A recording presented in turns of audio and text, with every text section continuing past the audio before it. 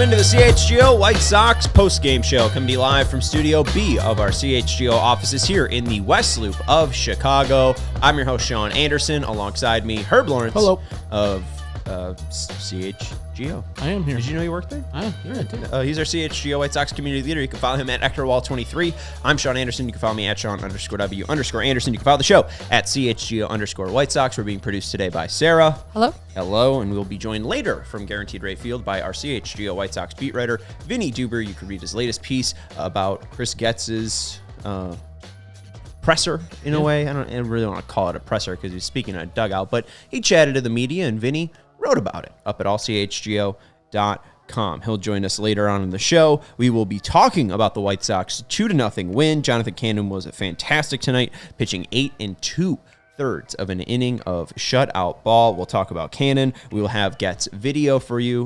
We have the full video up on our YouTube channel. It's about 26 minutes long. This is about 12 minutes long. So if you want the full, and you want to really bathe in it with Chris Getz, it's interesting to hear him talk. You can go check that out up on our channel, and then Vinny will join us. But we want to start off with it being Pride Night at Guaranteed Rate Field. Happy Pride and Happy Pride Month to everybody out there. And then obviously some things are happy, Herb, and some things are sad in life. Willie Mays passed at the age of 93 today, peacefully at his home this afternoon. Willie Mays, born in 1931, passing in 2024, was supposed to be at the Rickwood Classic that is happening this week. The MILB version of that happened tonight. The Birmingham Black Barons participated, and they were taking on the Montgomery Biscuits, who were playing as the Gray Sox, the Montgomery Gray Sox. It is the oldest existing ballpark, and Willie Mays made his pro debut for the Barons at age 17 at Rickwood. Passed away at age 93. He was baseball's greatest living player, a 24-time All-Star. Will the White Sox have 24 All-Stars in the past 20 years, if we look into it? No. 2 MVPs. He had 8 top 5 finishes. And here's the real gag. He had 10 seasons leading the NL in WAR. And WAR wasn't a stat back then. No. But you look at some of those races and just go look and tell yourself, oh yeah, Willie Mays wasn't the best player in the National League for basically, 12 straight years. He was insane. Won the 1954 World Series, 156.2 BWAR, 3,293 hits, 660 home runs, 301 batting average. Him and Ichiro Suzuki are the only ones with 10 Gold Gloves, 3,000 hits, and an MVP, and I think Rookie of the Year. Okay. And then also, Willie was like, you know what, Ichiro, you can have all that. I'm going to hit 660 home runs as well. Yeah. Willie Mays, one of the greatest, if not the greatest player in baseball history, passing away at the age of 93. So, Sky Point for Willie. Indeed. I wasn't old enough, and neither of us were old enough for seeing him playing live, but the stories, the video that you have out there of seeing him play, and all the stats that Sean just read off.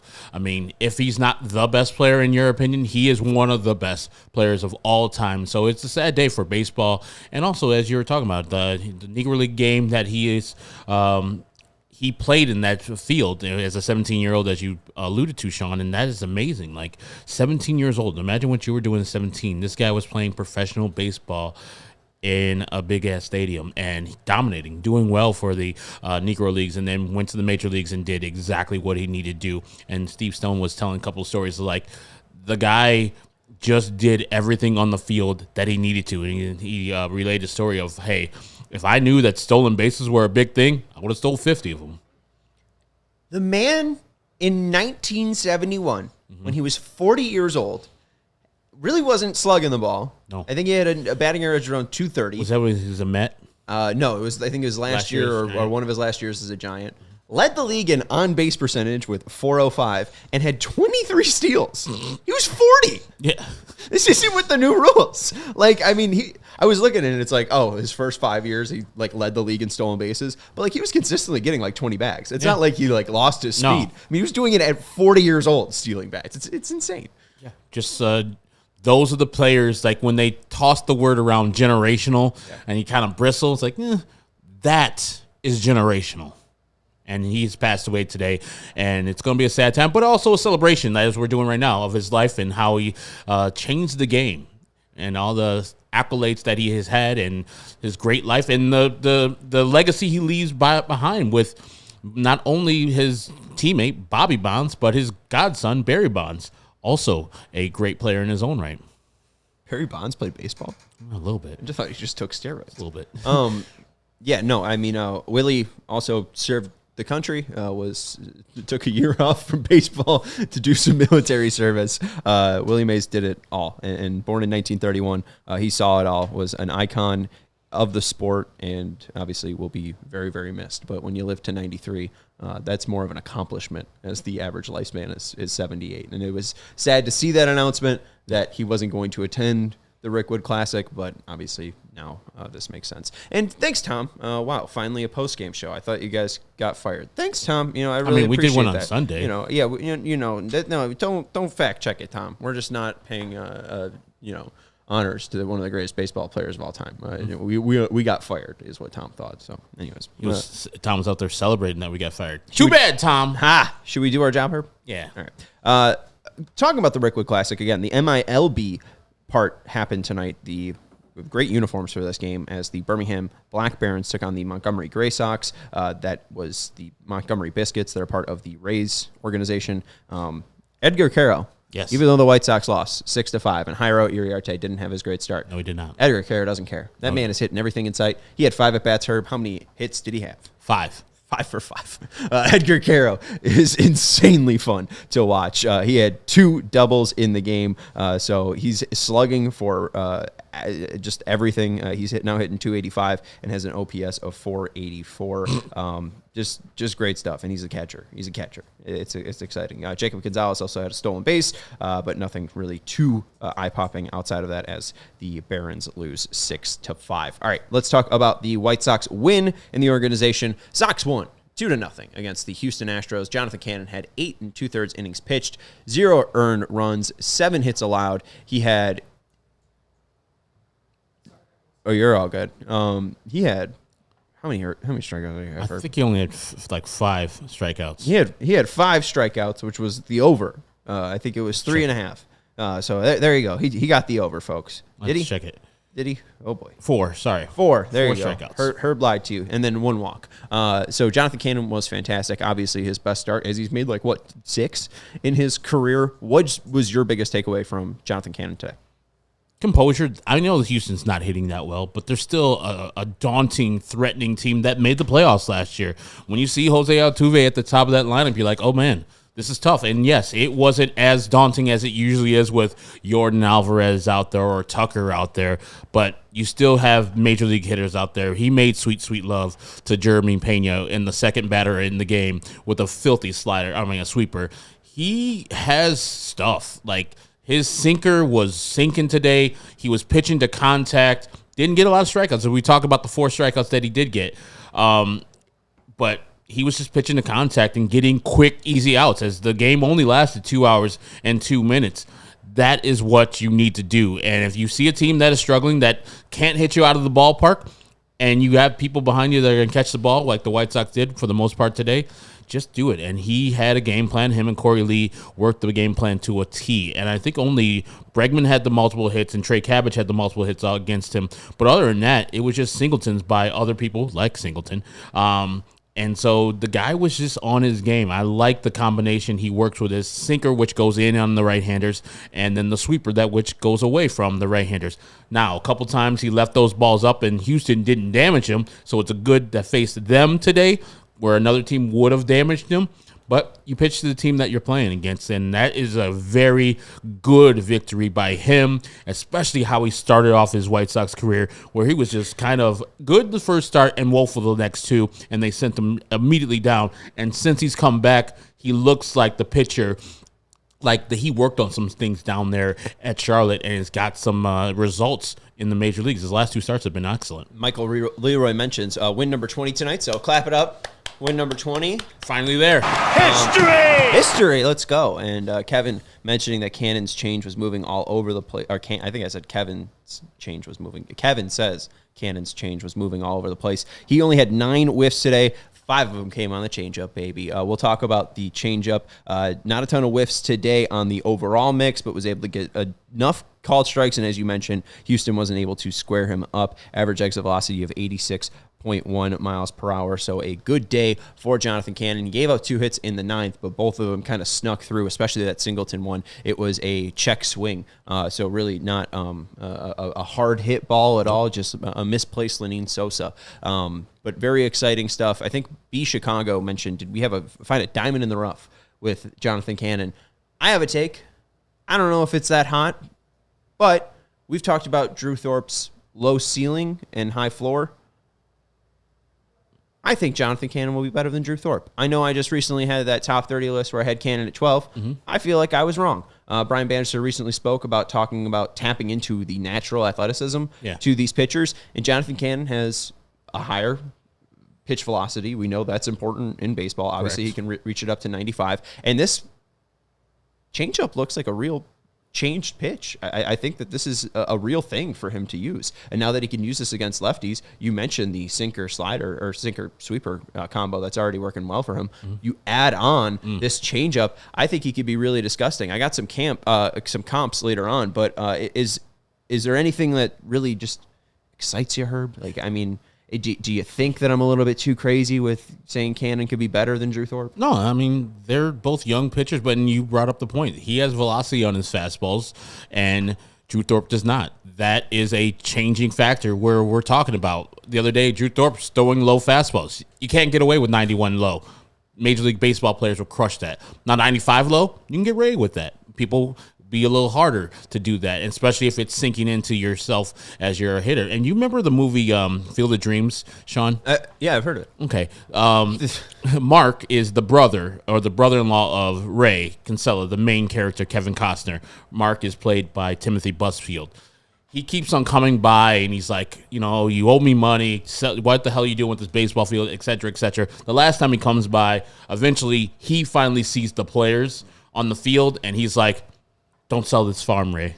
Don't sell this farm. You got to keep the farm. That's kind of how I feel about Jonathan Cannon. Like, remember earlier I was like, nah. I think, like, literally when he came back, and I was like, I've seen enough of him. Even though I wanted to see him for more, I was like, okay, I want him as a young player to pitch for the White Sox, but also I'm kind of out on him. No, I'm back in. Mm-hmm. I've seen Joe Jackson on the field, and I was like, oh, no. I finally see what people have been raving about. The 3rd-round pick, Jonathan Cannon out of Georgia, I can see it. It's there. And so I'm like, don't sell this farm. And when the guy who we don't like to talk about, Mike Clevenger, who's on the same track as Jonathan Cannon, he pitched today in AAA, Mike Clevenger comes back from the IL, which he will, I will fucking riot if he takes Jonathan Cannon's spot. I'm in. Riot. Rioting sounds fun. Yes. I'm all down for rioting.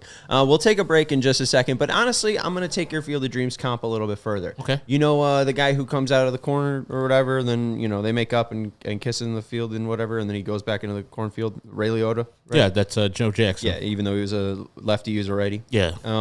You know how Ray Liotta, it's kind of horrible in that film? He was. All right.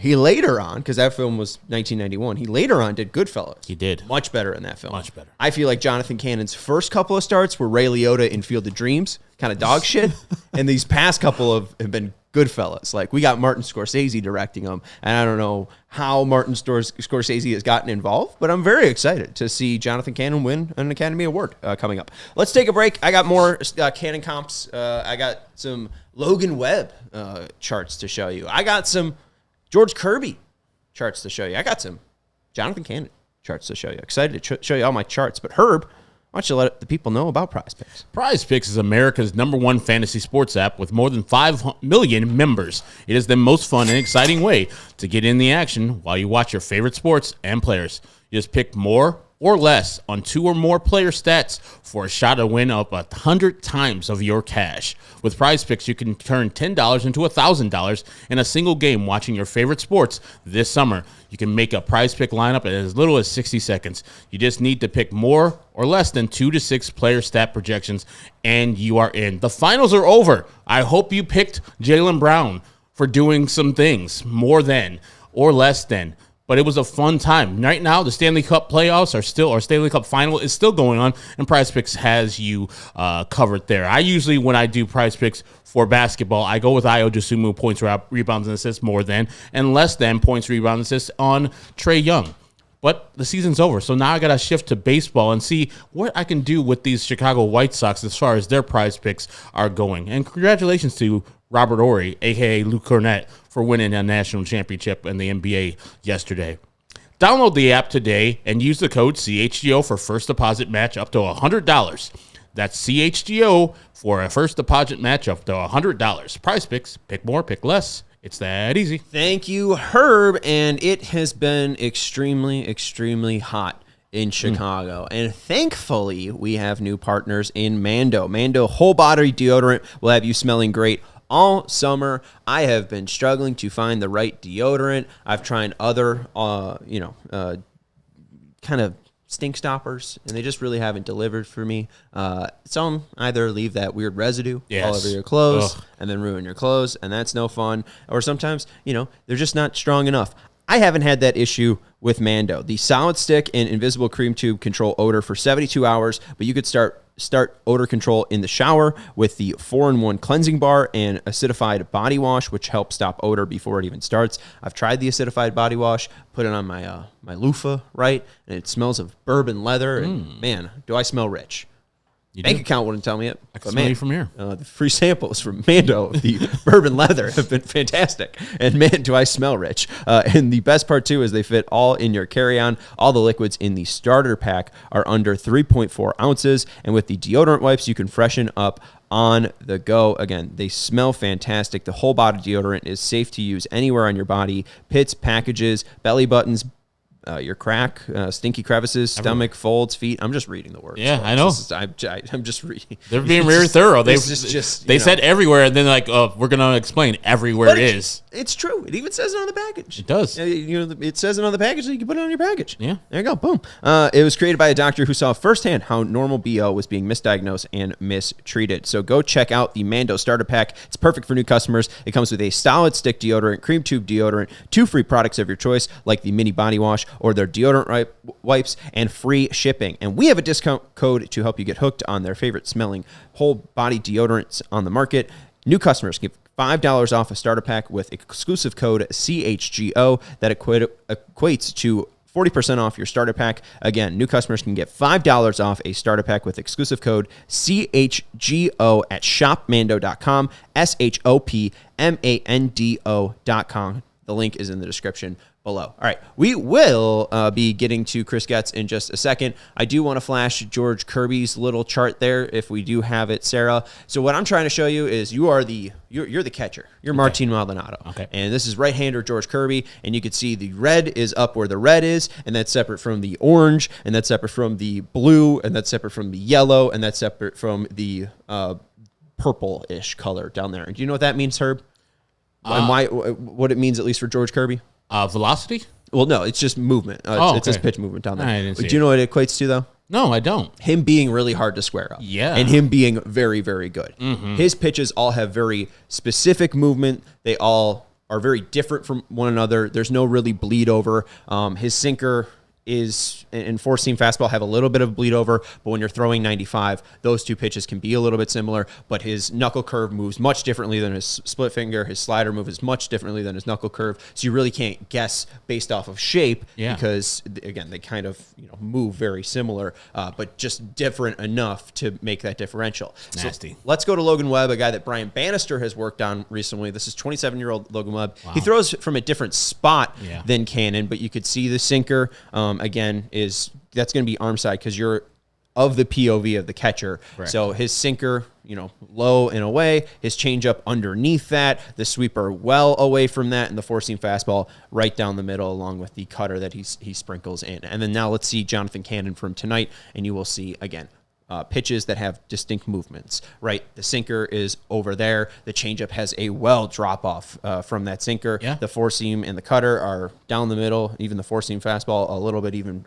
separated from the sinker and the cutter. And then you have the sweeper over there. It has been huge to talk about this year in 2024. Pitchers having 3 fastballs. Cannon has that. He has a great sweeper, and he's got the changeup. I overlooked him because of control, but I mean, you just went up against the Houston Astros, and I know there was no Yordan Alvarez or Kyle Tucker in this lineup, but you walk one of them in 8 2/3 inning. And the 2 hits that you did give up in the 9th inning, hey, I'll just say, hats off to the batter, hats off to John Singleton for getting, swing down. He's been fantastic, and I am very excited to watch this type of pitcher. This type of pitcher has next level, top 3 kind of stuff, and it's been very interesting and fun to watch Cannon's development.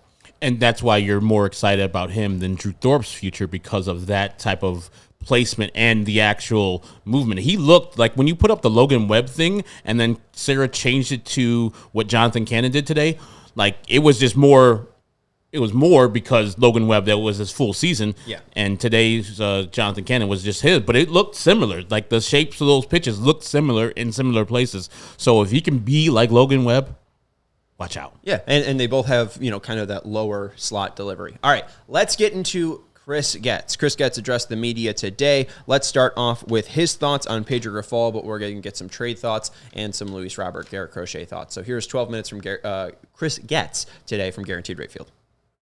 Pedro, and I are still, talking regularly, and like I said earlier, we're trying to put our players in the best position we can, for not only be successful this year, but in the coming years.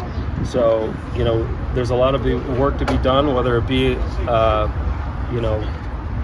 on our major league staff or with our front office to take steps forward. So I know that naturally there's a lot of speculation on who's going to be in what role in future years, and really it's about showing up each day and figuring out how to put our players in the best position possible. So many fans evaluate the manager based on the wins and losses. How do you evaluate the job that the manager's doing? I look at the progress of our players individually. Obviously there's a huge component is playing together as a team. But really, if we're getting the most out of our players at each position and every spot on a pitching staff, you're going to be in a good position to get a lot of wins. There's a long list of players that are playing well. Some players that haven't played up to their standard or what we expected, and that's just kind of part of baseball in general. But you show up the next day and you continue to fight to get better, and we certainly believe in a lot of the players that we have here, and we work we continue to work together and trying to find ways for us to get better. As you get calls on players who have maybe multiple years of control left, do you have to weigh that would send a message to whether fans or the clubhouse that, hey, we expect to be down for a couple more years after this? Or does that maybe, on the flip side, weigh into looking for guys who can help you near term if you do waive trading players like that? Yeah, I mean, you've got to be honest with yourself and the organization of where the talent lies, and you look at our minor league system, and obviously our farm system has been improving, and I think the industry has us towards the top. We want to continue to add to that. You look at, all right, where does that talent lie within the farm system? When do we feel like they can be productive major league players? And you try to match that up with some of the players that are currently on our major league roster, and you've got to that's all part of the calculus. And even though there are some players with some control, that's also when they often are most valuable as well, and the return can be substantial. There's a couple different factors that go into it. We do recognize that it's likely that there are players with control on our major league club right now that perhaps won't be with us long term. But that's something that we're continuing to assess, and we'll continue to do that for the coming weeks here. So as you assess the farm system now and the overall view of things, when is a reasonable expectation for you to be competitive again? 2026? Is that too soon? After? It's tough for me to put an exact timetable on it. These types of things are certainly fluid. There's players that perhaps take a little bit longer to be ready to be productive at the major league level. You've got injuries that can happen. So you've always got to have your thumb on it or a pulse on it, so to speak, to be able to adjust accordingly.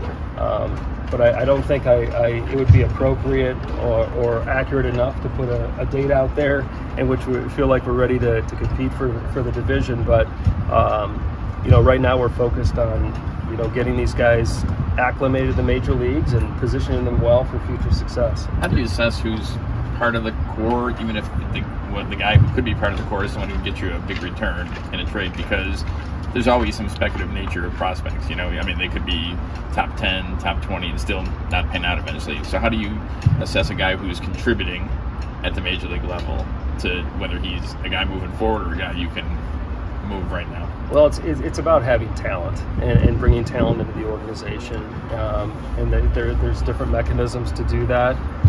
You've got the amateur draft, in which we're prepping, obviously international as well. You've got trade acquisition, and we're an organization that wants to build from within. We really believe in our development process. There's a time to go out into free agency to help improve your major league club. We don't want to be reliant on it. Our goal is to be able to build that with our prospects that have gone through our minor league system to be at our major league club. So, to identify a player, whether it's someone we can build around or not, I think there's a handful of different factors that go into assessing that, and that really is probably a more timetable sensitive question that we're still assessing at the moment. How did going through comfort level with the Garrett Crochet experiment? You're in uncharted waters here. You're well past his innings count. Where's your comfort level as far as letting him go? Sure. For one, he's been excellent. I mean, for someone that was a believer that Garrett Crochet could be a starter, among others in the organization, I think this experiment could not be going any better.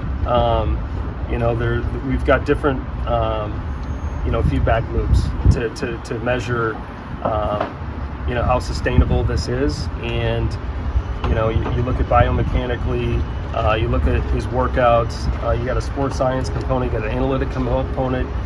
Certainly any fan can watch the game and see that it doesn't seem to be slowing down. Now, you don't want to be reckless. We've had conversations with Garrett. At some point, we're going to have to make some adjustments here, being that this is uncharted territory. But he also continues to perhaps even defy a little bit of logic with what he's doing, because this is the best version we've ever seen of Garrett. He's really taken to being in a rotation. He's taken advantage of the days in between each start, and he's just, whether it be he's getting stronger or maintaining the strength that he has. So there are a handful of measurables that go into how to map out the remainder of the year. All I know is, he's going to start tomorrow, and I expect him to have another quality start, because that's what he's been doing throughout the whole year. So it's exciting, for Garrett, for the organization, and, we look forward to helping navigate the remainder of the year. How did going through the process of trading Dylan before the season started kind of inform how you're going to approach these, listing on players at the trade deadline and trying to make sure you get the package you want? Well, I know, being that Dylan was an attractive player to so many different organizations, I do believe it gave us a head start in regards to getting to know organizations, whether that applies to Garrett or anyone else. Having such a valuable player like Dylan, in my first offseason as general manager, has allowed me to build relationships with other general managers and get to know other organizations. So I do feel like we're well positioned when we feel like the time is right. But when it comes to Garrett, more than anything, we're focused on helping him navigate the season. He's just getting his career started as a starting pitcher, and he's proven baseball in the world that he's one of the best in the game. And I think I can speak for any fan out there that when they know that he's on the mound, that whether it be our team or any other team, that your club has a good chance to win. But we're continuing to figure out what's best for the organization in regards to Garrett. But primarily we're focused on getting a start tomorrow and continue to map out the rest of the year. You spoke in December about the unlikelihood of you guys trading Luis Robert back then, talking about him as a guy to build around. Has anything you've learned about your organization and your future moving forward since then kind of changed your thoughts on how likely he might be to stay or go at this trade deadline? The unlikeliness is really does an organization have what it takes to acquire some of the talent we have? And obviously Louis, one of those players that is such an elite talent. So is there a willingness from another organization to provide what we feel like is the line or above the line for us to convert on a trade? So it was probably you're just measuring the likelihood of a move. It was kind of, I think, fair to say that it was going to be harder for a team to acquire a player like Louis Robert or whether it be a Garrett Crochet or anyone else on the roster. But with that being said, we're still assessing, and we haven't certainly devalued any of our players and what we feel like they're capable of doing at the major league level. They haven't shown that. I mean, Louis Robert comes back to the lineup and what not only the production that potential you see with him, but also the impact it has on others in the lineup, and then certainly on the defensive side, he's a game changer in so many different ways. So, an acquiring team would have to bring something that is pretty significant for us to move on some of these guys. Generally speaking, it's still been bringing off the hook as far as trade conversations, or I know we're about a little more than a month away from the trade deadline. Just how how's it been as far as just sort of people actively trying to discuss the interest in yeah, I mean, I get peppered regularly. I would say that it's picked up even more here recently, and I would expect it not to slow down, which is okay because as we continue to want to build this organization back, the one of the better avenues to doing so could be on the trade front. So I would say that there are a handful of conversations being had on a daily basis, and I'm sure I've already had some today, and I would expect probably a couple more before the end of today. Can you use the market to your advantage in the sense that, with the extra wild card today, there are so few teams that are looking more to the future than are right now? You guys obviously one of them. Can that play to an advantage in terms of how you value player, or is that something that doesn't really enter the equation in these discussions? When you look at the market and let's say you're trying to optimize or take advantage of situations, I think there's certainly different ways to do that. I think there's a handful of clubs that are fighting for a wild card spot. Now they perhaps believe that they're at a stage that they're not ready to really go beyond that wild card spot or make a deep playoff run. So does that urgency change what an offer would be? I think the short answer would be yes. Now you've got when I look back to the pace of the off season and the pace in which I've experienced now here nearing the trade deadline, the urgency does seem to be pretty, I would say, pretty great with some of these clubs that feel like they may have a special team, therefore might extend themselves and be really aggressive. I think that there could be opportunity to take advantage of that. But it's still developing, but certainly ready for anything.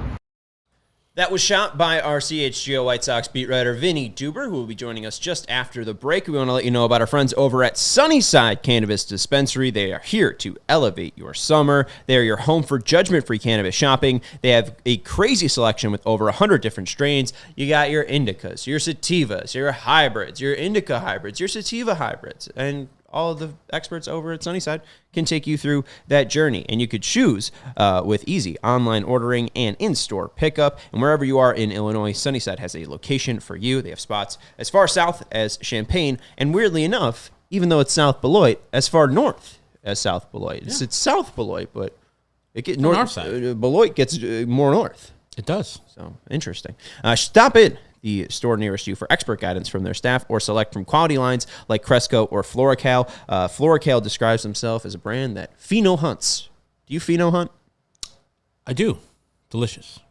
Has it been? It's been very. Has it yielded worthwhile. Great results? Oh man, that's my stuff. Become a pheno hunter like Herb Lawrence, and you can too by heading over to Sunnyside.shop and use code HICHGO. That's HICHGO, HICHGO at checkout for 35.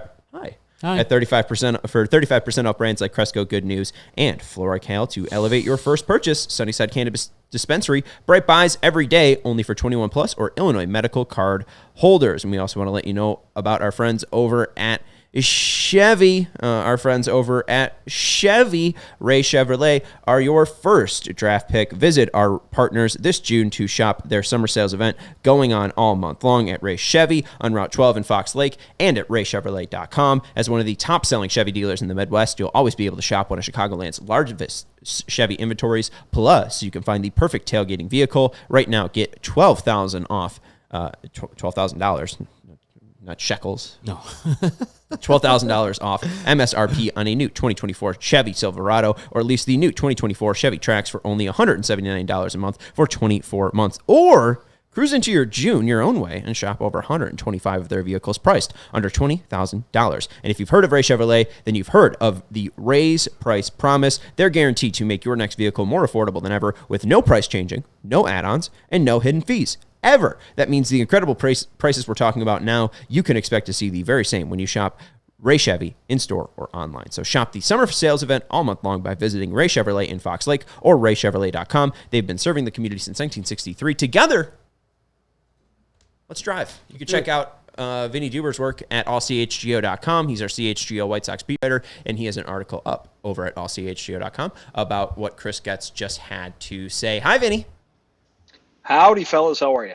Oh, not too bad. I bet Jonathan Cannon's feeling pretty good. Before we get into the Chris Getz stuff, and we do have reaction to the Chris Getz comments, why don't we talk about Jonathan Cannon's fantastic day? Was he upset that he got pulled with 2 base runners on and 2 outs in that 9th inning? I don't think upset is the word. He did say, the competitor in him obviously wanted to try to finish things off, but I think it kind of made sense to everybody that after getting a couple guys on there that he would be done. You saw what the pitch count was at I think 106. So I don't think it was terribly shocking, but it would have been probably nice, obviously, for him to finish that off. There's been no White Sox shutout since Dylan Cease nearly no-hit the Twins back in September of 2022, so this would have been the first one in a long time. But those are getting pretty rare across baseball, not just here on the South Side. So what a night for Jonathan Cannon. He's going to have to settle for 8 2/3, but they were 8 2/3 really, really good innings there. Heck, on a night where his team only got 2 hits, he made it seem like they were in the driver's seat all night long. So this is a young guy who got to come up and kind of, as he said, kind of get the butterflies out, from those first couple of starts before he went right back down to the minors. And Pedri Grifol just raving about the work that he did, kind of improving what they wanted him to improve. And the thing that that Jonathan and Pedro both keep talking about is his work against left-handed hitters, how he's able to go after them and get them out as effectively as he did tonight and has since coming back up. So it's been nothing but impressive since returning from the minors. And, Pedro called this a good development day, right? I mean, this is a guy who could be part of the future. This is the kind of flashes of the future that you hope to see if you're not just a fan, but the team during this rebuilding period for the White Sox. Obviously you're not going to expect this kind of thing every time out, but to see that he's got this, to see that he's got the ability to go after a lineup and go back out there in the ninth inning and try to finish it off. That's the kind of things that this team likes to see from these young guys who are getting these chances this year. And certainly in the second go-round at the major league level, Jonathan Cannon is taking advantage of the opportunity. How about that rookie pitcher just holding that whole team on his back? They got 2 hits, as Vinny said, and 2 runs. And he's like, you know what? That game is secure for me. And it's got to be, as you just alluded to, Vinny, a good feather in the cap for the guy you spoke to pregame and GM Chris Getz, where they send a player down, a young player down, which I think, all disagreed about. Like, this is a lost year.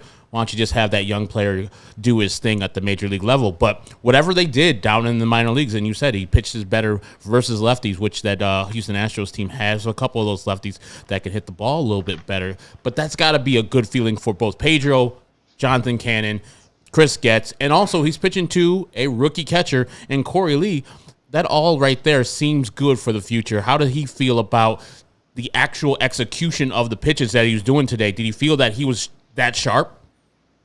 Yeah, I mean, he thought it was going good. I think everybody kind of acknowledged that, this isn't something that you necessarily expect every time you go out there, but once you get into the groove, it really works. And Corey Lee was very complimentary of kind of the mindset that Jonathan Cannon has. He's kind of a man on a mission, he said, and he's someone who really prepares well and really does his homework. Pedro really complimented his ability to learn and not kind of miss a beat. And the idea that, I mean, listen, we've seen it with Nick Nastrini this year, right? Go down with an assignment, come back, and while he had, good moments, it didn't necessarily click. So he's got to go back down, work on it some more. Pedro pointed out that it's not so easy to go down, do what you're asked, and then come back and apply it. And Jonathan Cannon has done that in his 3 outings since coming back from the minor leagues. So, listen, he's done a really good job. We'll see if it can continue. Like I said, I don't think you'd expect a near shutout every single time out, but if he can keep doing what he's been doing and executing the way he's been executing, that'll be really good for the White Sox. You mentioned them talking about Cannon's ability against left-handed batters. Was the changeup brought up by chance? A lot of pitches were brought up. Okay. This Makes is a sense. guy He's who's a got pitcher. a lot of. It's a guy who's got a lot of pitches and can use it and has been using them all fairly effectively too. So I think that's something that helps you be a good starting pitcher, obviously, right? And it's a matter of calling a good game, which Corey Lee was complimented for doing. And like I said, if they can just kind of keep going about this in this routine that they've got going on here with him, it's going to be, maybe not more nights exactly like this, but more nights kind of like this for sure.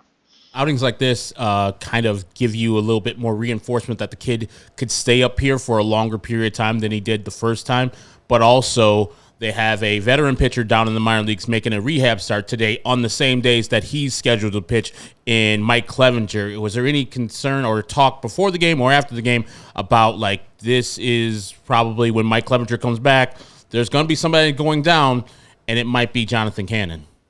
I think we'll probably cross that bridge when we come to it. Obviously, pregame was very focused on big picture stuff with Chris Getz, but I think that you're probably not going to see a demotion for a guy who's earned a spot. I mean, I go back to Brian Ramos, who was only supposed to be here for a few days, basically, because he was a 40-man guy and, got promoted from AA, not because of he was necessarily ready, but because he was there on the roster, and he comes up and he has some initial success, and it bought him some more playing time. Not a ton, obviously.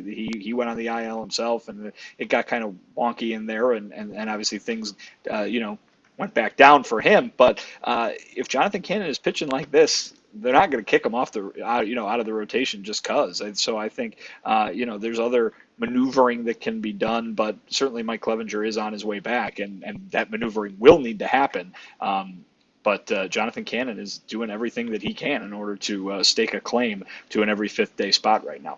Let's get into Chris Getz's little press conference then. He first started off, at least with the clips that we played for our audience, talking about Pedri Grifol and how he is evaluating Pedri Grifol in 2024. What was the biggest thing that you took away from those comments about Pedro? And, you know, we've talked about Pedro's hot seat and the temperature of that. Did you take away any certain, you know, a leaning towards, you know, him being fired midseason, them addressing this offseason? What'd you take away from Getz? I mean, it wasn't a very ringing endorsement, right? I mean, I think certainly we have heard front office folks in the past, when talking about their manager, give a much stronger, statement on what they think about this guy. And Chris Getz didn't really do that today. He didn't. He basically said, "Yeah, we're still talking, and it's all about, you know, putting our players in the best position," kind of thing. It was pretty. You don't want to say wishy-washy, because it wasn't even really that. It just wasn't really much of anything. And, he comes out and says, I think the most forceful thing he says is like, I know there's speculation about who's going to be around, but we'll get to that later, kind of thing. That's not really a vote of confidence in any sense of the definition there. So we'll see what happens. Maybe those national reports are kind of right on in saying that, while maybe there's no great desire for a midseason change because it might not make much of a difference, maybe his days are numbered. But again, that's just going off of what was reported elsewhere. I think right now it's probably just, if anything, the strongest comment is, hey, look at the development we need to do. Hey, look at the work that needs to be done. Remember, this is a guy in Chris who in the offseason wouldn't use the word rebuild. And now it's just, very, very obvious that this is a long-term project that is focusing on development at every single level of the organization. And, we're talking about guys getting traded, for prospects, kind of thing. I mean, it is pretty apparent where they are right now. And I think he's talking more like it's apparent about where they are right now. And, if the idea is, Pedro was brought in to win, right, under the previous regime, that's not his job right now. His job is to develop for the future. And so that is what Chris said today. But like I said, I think the biggest takeaway from his comments on Pedro is that the comment that you would expect was not there. We got more on Chris Getz in just a second. We do want to let you know about our friends over at Leinenkugel, and I know we'll be drinking some Leinenkugel at our takeover event. Why don't you let people know about the grapefruit shandy? Why don't you let people know about the summer shandy, and then we'll talk about the event we got coming up. We will. Leinenkugel and the summer shandy is the drink of summer. I don't need to tell you guys out there. You guys already know, but I know you want to know about other drinks that Leinenkugel has. The drink I'm drinking right now, the grapefruit shandy, works every time too. There's also this Lakeside Cherry, the Berry Weiss in this ice bucket. We got the original Liney's Lager, the Light Lager, the Juicy Peach, the Northwoods Amber, the Dart Lager, and Honey Weiss, which is made with real Wisconsin honey. So you know that it's good. And if you're enjoying Leinenkugel, you know that they have a lot of flavors for you to try and enjoy. So you can go and try whatever flavor for whatever occasion that you're celebrating. For over 150 years, Leinenkugel has combined German brewing traditions with Wisconsin innovation. You don't have to just pick one like me. I picked this one. It was a great one. And we got some other ones in there. I'm going to try that summer shandy. I've heard it's good, Sean. People have been talking about it all year long. And you don't have to just pick one. Leinenkugel has popular variety packs that come in 4 favorites for you to try and enjoy. Flavor life's simple moments with Leinenkugels, the official craft beer of the Chicago White Sox. Go to Liney.com/CHGO to find delivery options nearest you. That's LEINIE.com/CHGO, or pick up Leinenkugels pretty much anywhere they sell beer. Leinenkugels, flavor of the moment. Celebrate responsibly. The Jacob Leinenkugel Brewing Company, Chippewa Falls. Yes, and we also want to let you know about the opportunity you have to come and hang out with us on June 24th. Join the White Sox crew and other Southside diehards as we will be taking over Guaranteed Rate Field this June 24th against the Los Angeles Dodgers. Yes. Sox versus the Dodgers. You've brought up that Garrett Crochet is likely to be on the bump for that game. Scheduled. No Mookie Betts, but Shohei Ohtani will be in town. And that matchup. Maybe Andrew Vaughn will drive in, a couple runs. Fielder's Choices. Fielder Choices. Yeah. Hey, you can't miss baseball. And we will be meeting up pregame at a bar, and then I'll head over to Guaranteed Rate Field. You can grab your tickets at allchgo.com/events. We had a great turnout last time, great takeover last time, and a great turnout for the takeover. And a lot of our diehards joined us. You can get 20% off events. So if you do want to become a diehard first, and then use the diehard code to get 20% off, that might be a fairly smart idea. So head over to allchgo.com to check out the event page and to sign up to become a diehard today. All right, Vinny, let's get into the trade talk. Why don't we go player by player first? We'll do Robert and then Crochet. I think the biggest thing that stuck out to me is that there was really no guarantee with Luis. Chris Getz saying that teams need to match the price. Inquiring teams would have to bring something that is pretty significant. We're certainly ready for anything. There was no clock saying that they're ready to deal him. I guess I was just wondering, if San Diego doesn't F around and just offers him what they think they would want internally, do you feel like they trade Luis Robert today? We talked about calls that he'd be taking, during the game and later tonight.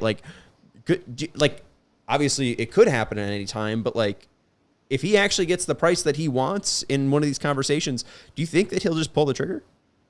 Yes. I mean, that's kind of the whole point, I think, right? I mean, that's what we heard after they traded Dylan Cease in March was he said that until that offer from San Diego, they didn't get anything that they thought was fair or, what they thought was fair. So that they're not impressed by an offer until they make the offer shows me that they're going to go when they think it's time to go. I think we're probably past the point of people being shocked that Luis Robert Jr. might not be an untouchable player. I just compare it to what we heard in December when Chris said that they were unlikely to trade him because, he's a guy that you build around kind of thing.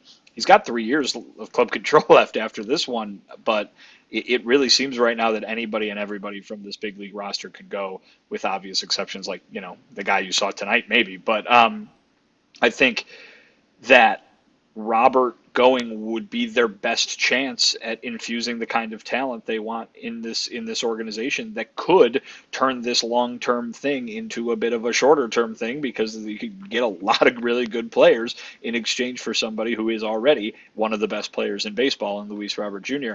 The question is that offer going to come? Is that offer going to happen this summer? Is that offer going to happen in the winter? There's no rule that they have to trade Luis Robert Jr. at all, let alone this summer. So it really comes down to what team is going to get desperate enough to try to pry him away. But like we talked about all winter long with Dylan Cease, there's only one way to pry him away, and that's to give Chris Getz what he wants. And I heard one of the Simple Media members ask Chris about Garrett Crochet's limit. Is there a limit to him, going this year? And Chris pretty much talked around it, just pretty much this is an amazing season type of thing. Did he say anything specific about Garrett Crochet and when they need to, if there's a thing where they have to shut him down this year? No, he didn't say anything, and I think this goes back a couple months at this point, right? I mean, the White Sox are hoping they can get through the season without having to shut him down, and it really is a kind of see how it goes as you go along approach with Garrett because he hasn't shown any effect of being negatively impacted by the workload that he's had so far. Now, that could change tomorrow, maybe, but so far, so good. And so I don't think they see a need to shut him down. They have a desire to preserve him as best they can by doing some little things here and there, by watching his pitch count in certain starts, by trying to buy him a few extra days, of rest here and there. But until they see a reason to throttle back, I don't think just plain fear is going to stop them from throwing him out there, within reason, right? So I don't think he's going to throw 100 pitches every fifth day for the rest of the season, but I also don't think that he's going to be get to August 15th and his season's over. That doesn't seem to be the way that they're playing it right now. Just to add kindle to the fire, too, what Getz said is we've gotten different feedback loops to measure how sustainable this is. You look at biomechanically, you look at his workouts, you have a sports science component, you have an analytic component. Certainly any fan can watch the game and see that it doesn't seem to be slowing down. You don't want to be reckless. We've had conversations with Garrett. At some point, we are going to have to make some adjustments here, being that this is uncharted territory, but he also continues to perhaps even defy a little bit of logic with what he's been doing, because this is the best version we've seen of Garrett. I guess when I hear that, and if I'm another GM, a 29 GM, I just have my own worries about why would I be giving you a certain package, which I then guess leads to the timetable. We'll talk about the timetable in a second, but just about Crochet, like I brought this up, his release points seem fairly similar. His extension seems similar. The spin seems similar. The velocity seems similar. It really does seem like, and he brought this up in spring training when you were down there, Vinny, filming, holding your little camera down in Arizona in that dry heat. He talked about throwing the ball cleaner mechanically, and he's not forcing it, and we're not forcing him and seeing him throw 100 like he was just because he was building up so much in 2020. He feels like he is throwing his ball and his delivery a little bit more fluidly than he ever has before. So maybe this is something that he has truly cleaned up and can deliver. But if I'm a GM and I know Chris Getz is worried about his buildup, I guess I'd be worried about offering. Yeah, that's exactly what I would worry about. Like if I was Chris Getz, like you're getting lowballed for what you think he is and going to be, because of this is uncharted territory for Garrett Crochet and any major league pitcher usually. I mean, you already just seen Brian Wu kind of go down for a little bit because of the same type of, build up from a shorter period of time of throwing the ball. So I'm sure other GMs are going to be like, we're not going to give you all that you want. And if I was Chris Getz, I'd be like, then cool. We're just going to be holding on to Garrett Crochet until you give me all that I want. Right, and Crochet hasn't climbed over 60 innings in a college or professional season. Sam says if Crochet isn't hurt or feeling pain, why not pitch him? Again, you brought up Brian Wu. Wu innings pitched by year, 2018, 24, 2019, 49, 2020, 17.2, 2021, 28. He had Tommy John.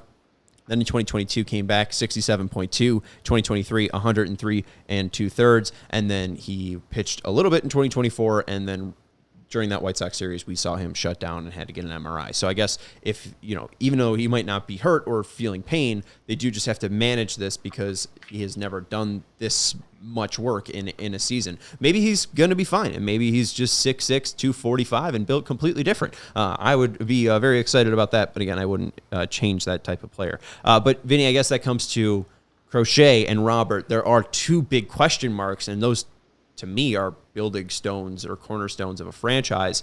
I guess that at least makes sense when we're talking about their trade value. Why Chris Getz, when asked about a timetable, says it's tough to put an exact timetable on this. Did you find that surprising, especially what the Reinsdorf comments were on why he put Getz into this position? Or, again, does it make sense because you might be trading two cornerstones of your franchise by the trade deadline? Yeah, I don't find it surprising. I find it different from what he was saying, a little different from what he was saying during the offseason. Obviously, he wasn't putting a timetable on it then either, but he, we were asking him at that point, are you going to try to contend in 2024?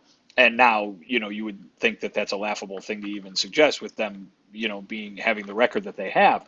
But he's kind of, waded deeper into the waters of this maybe taking a little while. And I think they're still very much in the learning stage. And listen, I think that we could have gotten to this conclusion back in January or, back in February, but, it wasn't being talked about this way by the guy who's in charge. And now it is being talked about this way by the guy who's in charge. And so I think maybe it's hitting a little differently folks who are like, obviously everybody's going to go remember back to the Jerry quote about, Getz being the guy who could do this the quickest. I still think that the quickest could still apply to 3-4 years because all he said was that other people would take a year longer kind of thing. So, but that's not going to make anybody fan-wise feel better. So, it's not surprising that he can't put it or that he won't put a timeline on it. Also, why would you, right? Because then everybody's just going to hold you to that expectation,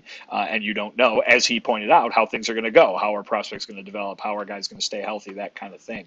So it's not surprising, but it is a kind of stark reminder that White Sox fans and the White Sox themselves might be in this for a bit. And I think that, if you see him trade Garrett Crochet, it's kind of a signal that says not even 2 years of Garrett Crochet can help us be a contending team. If he trades Luis Robert Jr., it's a signal that says, hey, not even 3 years of Luis Robert Jr. can help us be a contending team.